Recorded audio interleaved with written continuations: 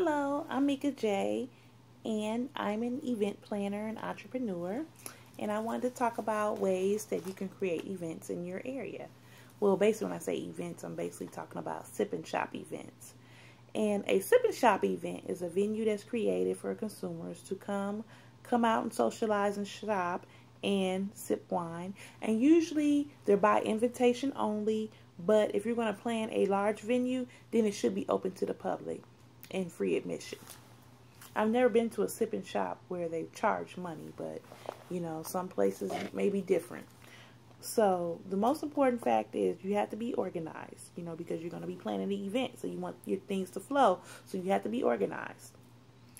And you need to find a date that you think is going to be good. I would say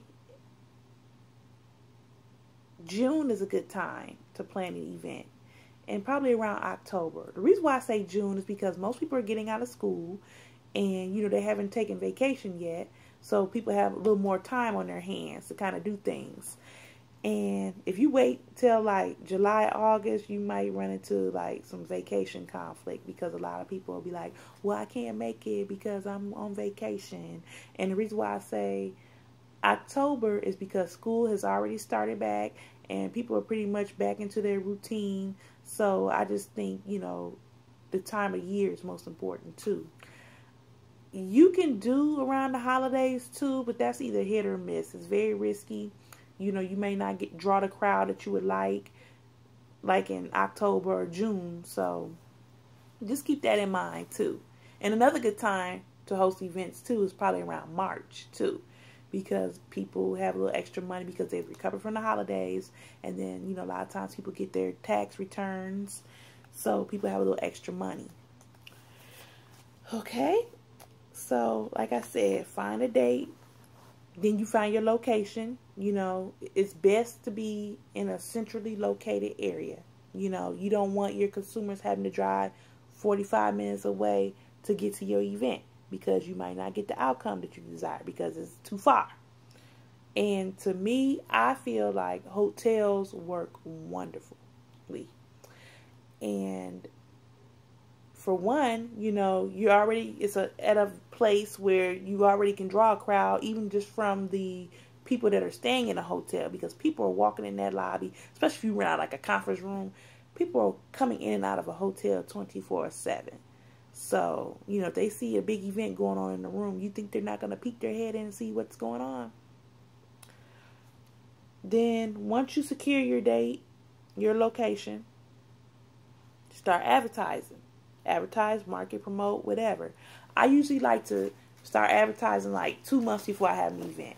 I use 1 month to kind of shop for vendors, kind of put ads out there saying that I'm looking for vendors. Then after you get your vendors, I usually give them a deadline, have your money paid by this date. That way your name can be included on the flyer. I usually have a guy that makes my flyers too, because most people are going to comply with the deadline because they want their name listed on the flyer, because that's great marketing too. Everybody likes to see their name in print. So once you do that, then I use like another 30 days to start promoting for the event. Whether it's like social media or I'm around town passing out flyers. I like to have at least 30 days to promote my event. And then once, your vendors turn in their money, you start budgeting for your wine and your snacks or whatever you want to serve. And the refreshments and snacks or whatever, they're open to whomever. It's on the first come, first serve basis. Once it's gone, it's gone, And I figured out other cost-effective ways too. In the past, I used to buy like lots of bottles of wine. And I decided I still buy wine, but because it's a sip shop. I buy wine to give people a variety of what to drink. But normally what I have been doing is I've been making a large, I have this, like a juice dispenser really. And it's like clear and it's like, so I make sangria. And that sangria, is the dispenser is so large that it probably serves maybe 100 glasses. I probably could make like 100 little flutes of sangria. And I put like the little fruit in there and everything. And so most people sip on the sangria, but I still have wine, juice, water, whatever, that people want to drink, because everybody doesn't drink wine. And then I usually get like a party wings, meatballs, chips and dip, little stuff like that, So I take care of my vendors too. And because, you're going to be there for 4, 5, 6 hours. So it just depends on, how long the event's going to be. And, people get hungry, thirsty. So I try to have something for them. And I can say each time I've hosted an event, the numbers have increased as far as vendors. And I average about 20-something vendors each time, because a lot of times a person that may have been a vendor at, an event, they may not do the next event, And so I'll always find somebody that'll be willing to take their place. So, I used to get a good turnout. And it's kind of a way to, expose small businesses too, that people wouldn't had no idea that had a business. And so it's all about networking too. So it's pretty easy to host an event.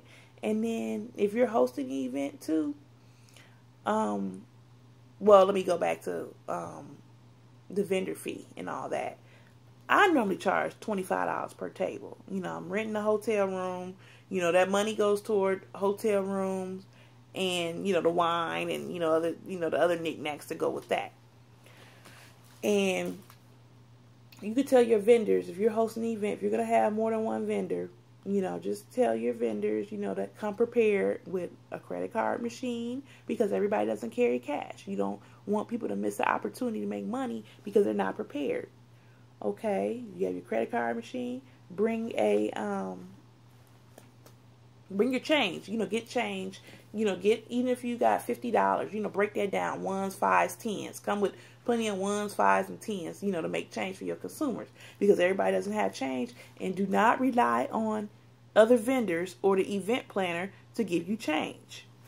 So just always come prepared, And, if you want to keep a receipt book, it's up to you, however you want to, do it. Keep track of your inventory. And then keep in mind, the venue and the event planner, they're not going to be reliable. They're not going to be responsible for theft or damage. So, keep track of your inventory.